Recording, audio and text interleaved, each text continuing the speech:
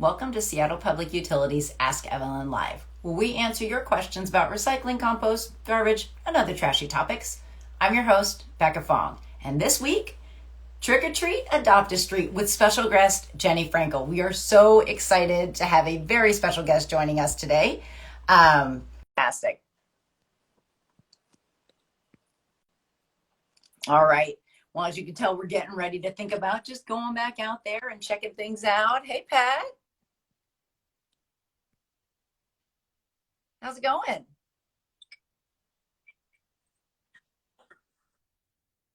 And it's going pretty good. Hi, Jenny. Hi!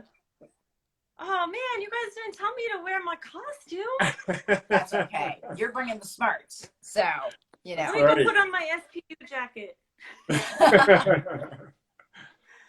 Jenny, thank you so much for joining us. So those of you who have not met the fabulous Jenny Frankl, Jenny, do you want to introduce yourself? Sure. Hey everybody, I'm Jenny Frankl. I work for Seattle Public Utilities, been with the city for a long time. I manage our public place litter and recycling cans. So we have about 1,100 of those bad boys all over the city.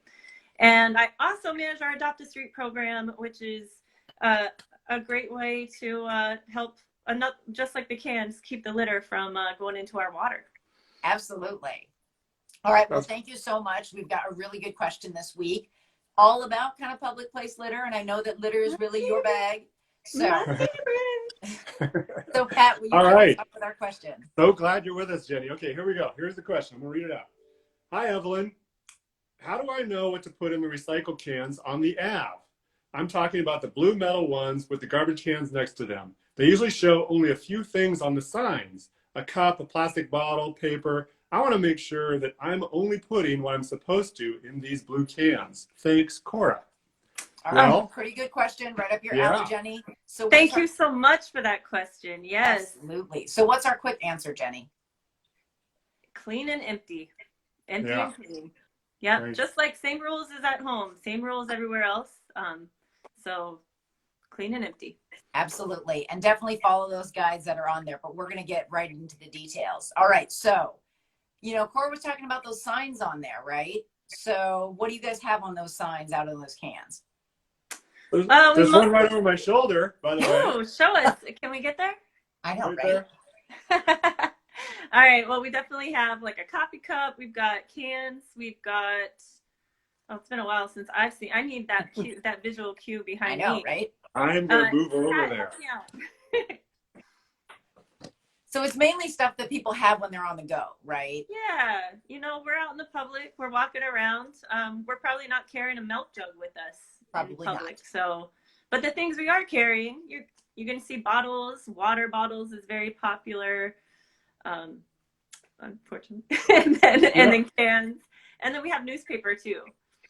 So, or any kind right. of. Totally. So we're generally targeting the stuff that you're going to have with you. So Cora, you want to make sure, like Jenny was saying, that things are empty and clean.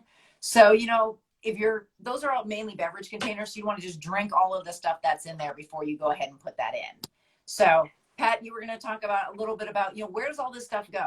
Like when the trucks come and pick it up, where's it going after this? Well, it is the same stuff, just like Jenny was saying. It's the same stuff as at home. I mean, it's not recycling. It's like I like to refer to the top 5, and I know y'all can't see this real clear at home, but, you know, in our outreach materials, we talk about the top 5 things, you know, and that's paper, clean paper, that like a newspaper, you're walking around, you have a newspaper, you're done reading, you shove it in the recycle bin. Cans and bottles, right? Yeah. I mean, people used to do that. Maybe not so much anymore, but people used to actually read newspapers, you know? Anyway, okay. Cans and bottles. People do that. Am I okay there? Okay. Cups, coffee cups. Now, that's what Jenny was talking about, empty and clean. If you have a coffee cup and you haven't finished it, just dump the liquid out, either in the garbage can or into the street or whatever. But the idea is that in the recycling, we really don't want that liquid. We want the liquid elsewhere. So you can take your lid off of your coffee cup, finish it ideally, and then put the cup, you know, in the lid into the recycle bin. It's just like at home. If you happen to have a glass bottle, that's okay too. It's open to cans, bottles, plastic, bottles of glass, coffee cups, any kind of paper, you know, maybe not a newspaper, maybe you have like a magazine, I don't know. But it's open to the full spectrum of things in the public that you would, you know, recycle at home. but it's not for like for businesses. You know, we don't want businesses putting their recycling in there. I mean, Jenny, they're all over the city like litter. They're intended to address litter, right? I mean, yeah. Yeah. So over the last few years, we've actually paired every single, I'd say 95% of our public litter cans are paired with the recycle can. Nice. And when we think about how often those two things get collected, we're collecting the garbage quite a bit more frequently, because we know like a lot of stuff just isn't going to fall into the right way to recycle in public. Right. So it's been pretty good. Everyone, you know, like I think we all still have a lot to learn in our public. So I'm thrilled about this question and an opportunity to think about like, okay, how do we do this in the public? Right. Totally. And we create those stickers. We create the signage with a targeted material in mind. It's a can, a bottle, a newspaper, and like a cup, I think is on the sticker. But the idea is, you're not going to have a mayonnaise jar out in the public. You're not going to have a Tide jug, with you. So we removed all the other clutter, very focused on the things we think folks are going to have when they're on the go, moving from place to place. But the question didn't really ask this, but it comes up occasionally, like, what about to-go food containers? Oh, again, question. Yeah, it's got to be clean though. So in order for an item to so how clean, Pat? Well, that's a great question. So one could take a napkin and just wipe out. Like if you get a napkin with your meal, you can just wipe the residue, like the sauce, out of the bottom of a little clamshell or to-go container. Obviously, we don't want any food in there, so finish all the food and then wipe out the little residue, and then you're clean enough for public collection.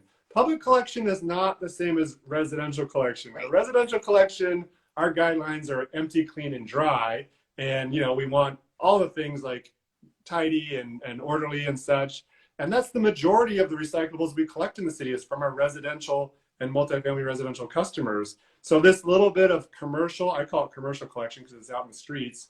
This little bit of like commercial public place collection, it's not necessarily going to be as clean as the other stuff, but the recycle center can handle that kind of uptick in contamination because it's mixed in with all the other recyclables. So we certainly want it clean, but we're not going to, require it to be dry or anything. So yeah, just wipe out the food residue, and you can recycle a clamshell out in the public areas. But if it's too gooey or too messy and you don't have time or the ability to wipe it out, then it's garbage. You got to throw that away. It's not recyclable.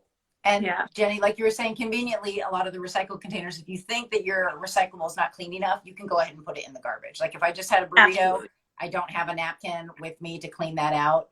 It's really better to put that in the garbage can that's generally right next to it than to contaminate the recyclables with it. So one thing that does happen occasionally is that, the cans are overflowing. So Jenny, what can you do if you are walking down the Ave, you see a can that's kind of overflowing? What's the best thing for us to do? Find it, fix it. So we added public litter cans, just like you would a legal dumping or a pothole. We have public litter and recycling cans added to our Find It, Fix It. And there's an opportunity for you to place a picture. The more information that you put about the can, the better, so that we can troubleshoot as quickly as possible. Awesome. Okay. So really quickly, Cora, really good question. You want to make sure that stuff is empty and clean as it can be. If it's not super clean, you can go ahead and put it in the garbage. If you find anything overflowing, go ahead and record it on Find It, Fix It.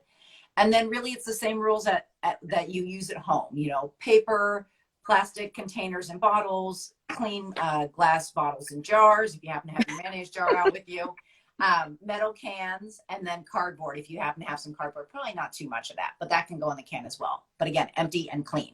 But Jenny, this idea of thinking about kind of Find It, Fix It, and keeping the streets clean and seeing if you have an overflowing can, you guys just launched a program that was near and dear to my heart as a volunteer, but I would love for you to talk to us a little bit more about Adopt a Street and how to really kind of get engaged and keep your neighborhood looking clean. Oh, thank you for the opportunity. Adopt a Street is also a program near and dear to my heart. I've been a volunteer for 13 years now, so it's pretty dreamy to be here. So Adopt a Street is kind of our volunteer program for litter pickup, for cleanup. Sweet. So just doing the same kind of work as our litter cans, just trying to keep that trash off the streets, off the ground. So you might see, I brought some props, you guys. I got a prop too. Nice.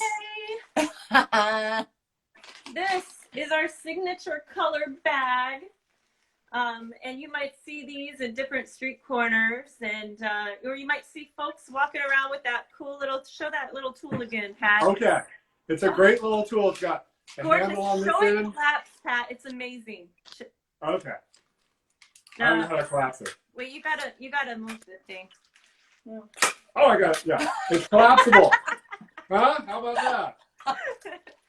So what we do in Adopt a Street is we provide that cool tool that Pat showed you.